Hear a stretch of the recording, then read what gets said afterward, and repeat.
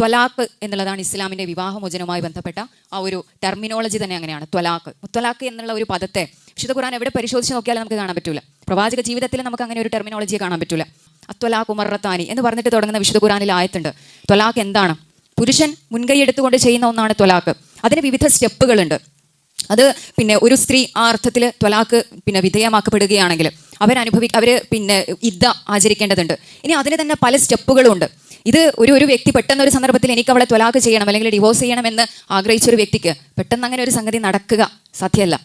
ഇതിൽ പല സ്റ്റെപ്പുകളുണ്ട്. ഈ സ്റ്റെപ്പുകൾ കൃത്യമായിട്ട് പാലിച്ചു കഴിഞ്ഞാൽ മാത്രമേ, സ്ത്രീകളെ സംബന്ധിച്ചിടത്തോളം 3 മെൻസ്ട്രേഷൻ പീരീഡുകളാണ് അതിൻ്റെ ഒരു കാലാവധിയായിട്ട് പറയുന്നത്.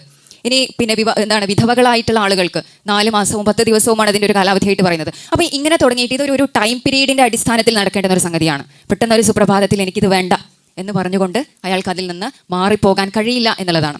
ഇനി ഇവിടെയും സ്ത്രീയുമായി ബന്ധപ്പെട്ട് നമ്മൾ പരിശോധിച്ച് നോക്കാം. എപ്പോഴാണ് നമ്മൾ പുരോഗമനപരം എന്നൊക്കെ പറയുന്ന വെസ്റ്റേൺ കൺട്രീസിൽ പോലും വിവാഹമോചനത്തിനുള്ള അവകാശങ്ങൾ ഉണ്ടാകപ്പെട്ടത് എപ്പോഴാണ്? അല്ലേ, ഈ അടുത്ത കാലത്താണ്. 19-ാം നൂറ്റാണ്ടിലൊക്കെയാണ് വെസ്റ്റേൺ കൺട്രീസിൽ, പ്രത്യേകിച്ച് ഈ ലോകത്ത് ഏറ്റവും കൂടുതൽ സ്വാതന്ത്ര്യം പൂത്തുലയുന്ന ഇടങ്ങൾ എന്ന് നമ്മൾ വിചാരിച്ചിരുന്ന ഇടങ്ങളിൽ പോലും ഈ അടുത്ത കാലത്താണ് സ്ത്രീക്ക് വിവാഹമോചനത്തിനുള്ള അവകാശങ്ങൾ ഉണ്ടായതെന്ന് നമുക്ക് കാണാൻ പറ്റും. ഇനി ഇന്ത്യയിൽ ഹിന്ദു ആക്റ്റുകളെ നമ്മൾ പരിശോധിക്കുമ്പോൾ അവിടെ നമുക്ക് കാണാം എപ്പോഴാണ് ഹൈന്ദവ വിഭാഗത്തിലുള്ള സ്ത്രീകൾക്ക് 1955 വന്ന ഹിന്ദു ആക്ടിൻ്റെ ബേസിലാണ് വിവാഹമോചനത്തിനുള്ള അവകാശം വരുന്നത്.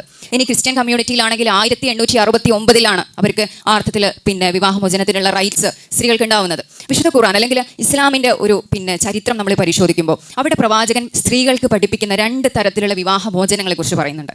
അഥവാ പുരുഷന് മാത്രമല്ല, നൂറ്റാണ്ടുകൾക്ക് മുന്നേ സ്ത്രീകൾക്ക് തൻ്റെ ഇണയുമായി ബന്ധപ്പെട്ട് എന്തെങ്കിലും ചേർച്ചക്കുറവുണ്ടെങ്കിൽ, എന്തെങ്കിലും പ്രയാസങ്ങളോ പ്രശ്നങ്ങളോ ഉണ്ടെങ്കിൽ ആ സ്ത്രീക്ക് മുൻകൈ എടുത്തുകൊണ്ട് വിവാഹമോചനത്തിലേക്ക് കടന്നു വരാനുള്ള സാധ്യത നൂറ്റാണ്ടുകൾക്ക് മുന്നേ പ്രവാചകൻ തുറന്നിട്ടിട്ടുണ്ട് എന്ന് ചരിത്രം പരിശോധിക്കുമ്പോൾ നമുക്ക് കാണാൻ പറ്റും. അതിനെയാണ് ഹുലോയ് എന്നും ഫസ്ഖ എന്നും ആ ഭാഷയിൽ നമുക്ക് കാണാൻ പറ്റാം.